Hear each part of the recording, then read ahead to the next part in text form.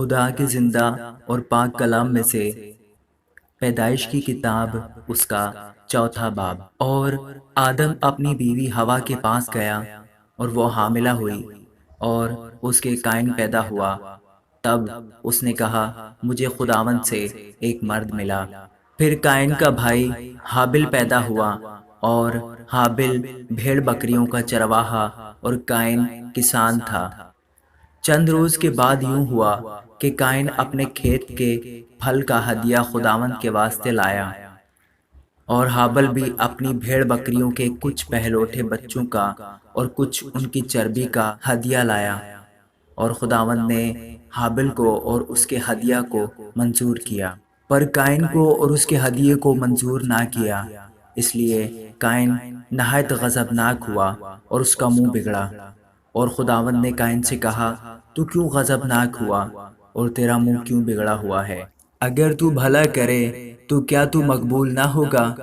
اور اگر تو بھلا نہ کرے تو گناہ دروازے پر دبکا بیٹھا ہے اور تیرا مشتاق ہے، پر تو اس پر غالب آ۔ اور قائن نے اپنے بھائی حابل کو کچھ کہا، اور جب وہ دونوں کھیت میں تھے تو یوں ہوا کہ قائن نے اپنے بھائی حابل پر حملہ کیا اور اسے قتل کر ڈالا۔ تب خداوند نے قائن سے کہا کہ تیرا بھائی حابل کہاں ہے؟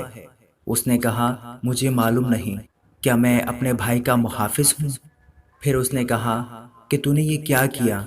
تیرے بھائی کا خون زمین سے مجھ کو پکارتا ہے، اور اب تو زمین کی طرف سے لعنتی ہوا، جس نے اپنا منہ پسارا کہ تیرے ہاتھ سے تیرے بھائی کا خون لے۔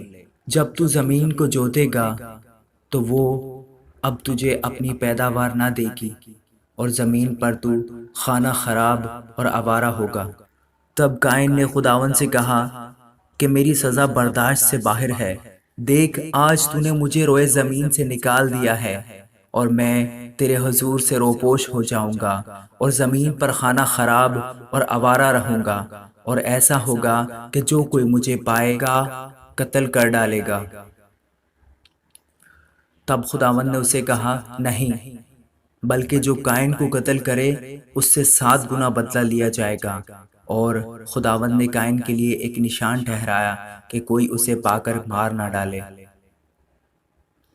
سو قائن خداوند کے حضور سے نکل گیا اور عدن کے مشرق کی طرف نود کے علاقہ میں جا بسا۔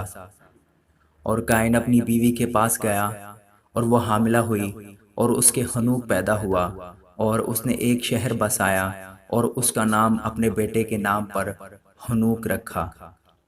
اور حنوک سے ایراد پیدا ہوا، اور ایراد سے مہویائیل پیدا ہوا، اور مہویائیل سے متوسائیل پیدا ہوا، اور متوسائیل سے لمک پیدا ہوا۔